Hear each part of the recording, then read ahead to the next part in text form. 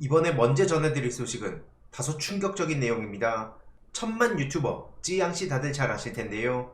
먹방 유튜버로서 선한 영향력을 유지해오고 여기저기 기부도 많이 해오고 정말 많은 분들한테 희망을 전해온 찌양님이 정말 오랫동안 폭행에 협박에 끔찍한 일들을 당해오셨다는 게 드러났습니다. 무려 40억이나 뜯겼다는 건데요. 쉽게 말해 전 남자친구가 온갖 끔찍한 짓들을 저질렀고 그리고 나서 형사고소를 진행하자 갑자기 그 범죄자가 극단적인 선택을 했다는 겁니다. 그래서 지금 과거 영상 중에 멍이 있었다는 게 다시 수면 위로 올라온 상황인데요. 영상들을 보면 곳곳에 팔이라든지 손이라든지 이런 데 멍자국이 있습니다. 그런데 제가 갑자기 이걸 왜 말씀드리냐, 이게 사이버 레카들의 문제와 연결되면서 대통령실까지 논란이 이어진 건데요. 보시면 정말 끔찍하단 말밖에 안 나옵니다. 제가 여기서 뭐 자세하게 지금 상황을 설명할 건 아닌 것 같고 간단히 말해 저러한 쯔양님의 아픈 과거를 오히려 협박으로 이용한 사람들이 있는데요. 사실 인간이라고 볼 수도 없을 것 같습니다. 소위 사이버 레카들이라 불리는 이들의 만행, 디지털 민주주의에 대해서 늘 얘기할 때 저들의 파렴치한 행태에 대해서 계속 비판하지 않았습니까? 이거 상상 이상으로 끔찍한 일들인 거고요.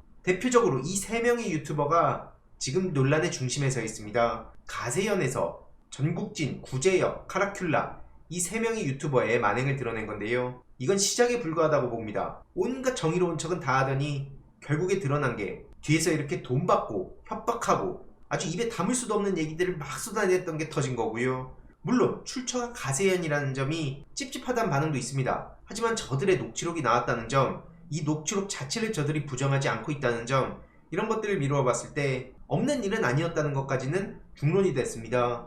그래서 어제 새벽에 난리가 나서 저도 꼼꼼하게 들여다봤었는데요. 저 구제혁이란 유튜버는 오늘 뒤늦게 해명 글을 올렸지만 보시다시피 당연히 어처구니가 없다는 반응이 이어지고 있습니다. 특히 저 구제혁에 대해서 정말 할 말이 많은데요. 2년 전에 저한테도 택도 없는 소리를 하면서 저한테 메일을 보내고 무슨 정의 구현을 한다면서 말 같지도 않은 어그로 영상을 끌었다가 결국 제 구독자분들한테 많은 비판을 받고 그냥 또 모르는 척 사과도 없이 넘어간 바 있었죠. 이에 대해선 이번 주 주말 일요일 히두버스터 생방송을 통해서 조금 더 자세히 전해드릴 예정인데요. 아무튼 저 구제혁 뿐만 아니라 지금 카라큘라도 우리가 언제까지 이거 해먹겠냐, 한마디로 이로써 겉으로는 정의구현 이런 걸 명분으로 앞세우고 있지만 뒤에서는 협박하고 돈 받고 뭐 이랬다는 게 드러난 거 아니냐는 게 지금 난리가 난 겁니다. 이후로 카라큘라도 유튜브에 입장을 전했는데요. 막 서로 자기들끼리 치고받고 난리도 아닌데, 물론 이에 대해서도 말 같지도 않은 소리 좀 그만해라, 우리가 언제까지 이거 해먹겠냐, 겉으로는 정의를 앞세우더니 결국 뒤에서 하던 짓이 저런 건데 이거부터 제대로 해명해봐라, 논점 이탈하지 말고, 이런 반응들이 이어지고 있는 거죠. 하지만 중요한 건 제가 왜 이렇게까지 깊이 얘기를 했냐면요, 바로 이 내용이 나왔기 때문입니다. 여기서 갑자기 대통령실 시민사회수석실 얘기가 나오는데요. 카라큘라랑 구제혁이랑 얘기 나오는 가운데 더 탐사 하나를 콕 집어서 날릴 수 없으니까 상반기에 구글에서 가짜뉴스 선동, 한마디로 타인에 대한 증오감 표출, 혐오감 조성, 이런 걸로 해서 채널 10개에서 20개 정도 수익정지 처리를 할 거다.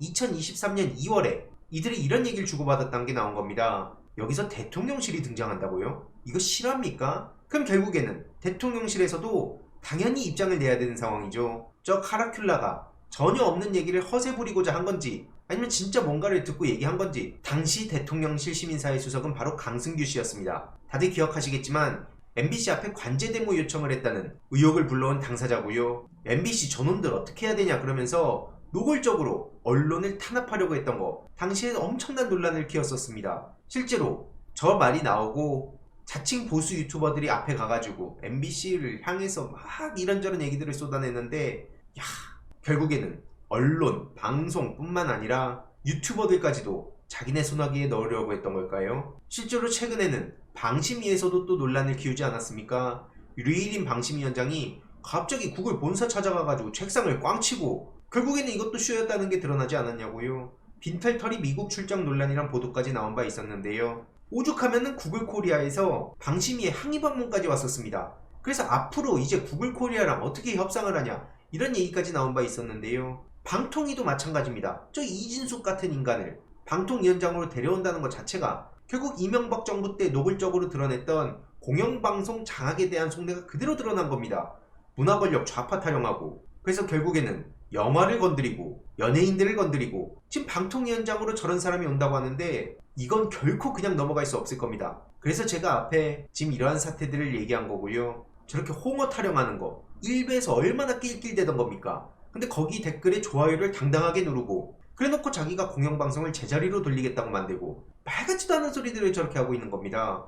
그래서 민주당에서는 저거는 방송장악 대국민 선전포고 한 거다 이렇게 비판에 나섰던 거고요. 지금 과방위에서도 특히 이걸 막기 위해서 엄청나게 노력 중 아닙니까? 심지어 조선일보에서는 이런 글까지 올리는데요. 김건희 씨가 대통령실, 정관계, 언론인과 수시로 전화하고 문자하다는 설이 파다하다. 결국 이번 문자 논란뿐만 아니라 김건희 씨가 외부 인사랑도 이렇게까지 문제를 무려 진중권 씨랑 57분이나 통화를 한 거 이거 말도 안 된다는 거고요. 결국에는 이게 다 어디로 연결되는 거겠습니까? 대통령실, 장차관, 정치권, 문화계 인사, 언론인, 유튜버 진짜 어마어마하죠. 그래서 윤석열 탄핵 청원에 김건희 씨와 최은순 씨를 청문회 증인으로 부른다는 거고요. 정청래 법사위원장이 당당하게 목소리 내고 있지 않습니까? 그러니까 저들은 정청래 위원장을 향해서도 계속 조롱을 하고 있는데요. 그럼에도 불구하고 정청래 위원장은 대통령 탄핵이라는 매우 중요한 안건이기 때문에 청문회를 실시할 수 있다. 그리고 증인이 불출석할 경우엔 처벌될 수 있다고도 경고했습니다.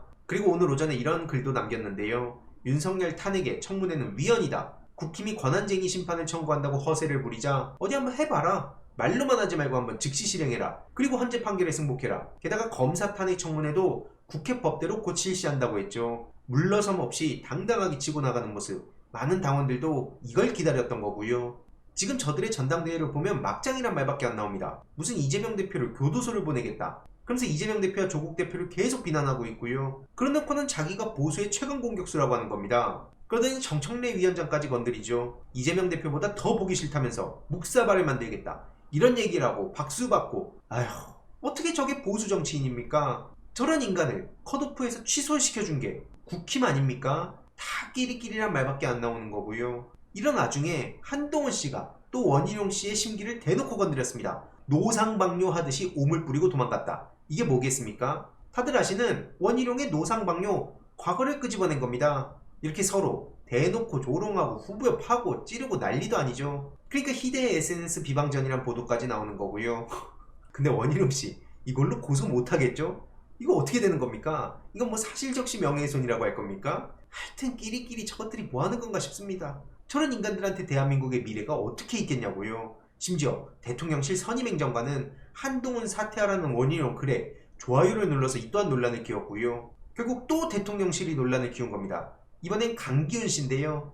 대통령실 국정기획 비서관실에 선임행정관으로 있는데 이렇게 노골적인 의사표현을 해서 결국 네이버 댓글에서도 이거 또 대통령실이 당무 개입했구나. 이건 명백하다. 이런 비판의 목소리들이 이어지고 있습니다. 특히 김건희 씨가 운영하는 한동훈 비방 댓글팀이 있다는 얘기도 지금 막 나오고 있는데 그게 바로 대통령실 행정관들로 구성된 데다. 이런 얘기가 여기저기서 나오고 있는 만큼 김건희 댓글팀 논란도 결코 가볍게 넘어갈 수 없는 거고요. 결국 김건희 씨든 한동훈 씨든 댓글팀을 운영하고 있는 거 아니냐 이런 얘기가 중론으로 지금 퍼지고 있다는 겁니다. 제가 계속 관심을 가져온 심리전, 댓글 공작 이런 문제에 대해선 마찬가지로 이번 주 일요일 생방송을 통해서 조금 더 자세히 전해드릴 예정이고요. 참고로 저 강기훈 씨가 누군지 다들 기억하실 텐데 저 체리 따봉 때 강기훈과 함께 그 강기훈입니다. 야, 참 진짜. 아무쪼록 민주당에서는 김건희 댓글팀 의혹에 대해서도 강하게 공세 모드로 나가고 있고요. 이건 국정 개입, 당무 개입 반드시 밝혀내야 된다. 대통령 배우자라도 민간인에 불과한 거 아니냐. 그래서 지금 국정농단이라는 얘기까지 이어지고 있는 만큼 결코 저들은 이러한 사태를 수습할 수가 없을 겁니다. 그래서 이번 내용도 요약해보자면 쯔양님 힘내시길 바랍니다. 그리고 이 과거의 아픔을 이용해서 자기들의 수익을 누리려고 했던 레카들 반드시 책임을 져야 될 거고요. 여기서 나왔던 대통령실이란 얘기 결국 이것도 공영방송을 장악하는 것처럼 유튜브까지 자기네들의 손아귀에 넣겠다고 마음에 안 드는 건 그냥 차단시키겠다고 얘기한 거나 마찬가지인데 이것도 과방위에서 집중적으로 파봐야 됩니다. 대통령실의 만행 도대체 언제까지 이어질까요? 책임지는 그날까지 소식 계속 전해드리도록 하겠습니다. 이번 내용도 유익했다면 구독, 좋아요, 알림 설정, 멤버십 가입 정말 큰 힘이 된다는 점 말씀드리고 싶습니다. 주위에 널리 공유 부탁드립니다.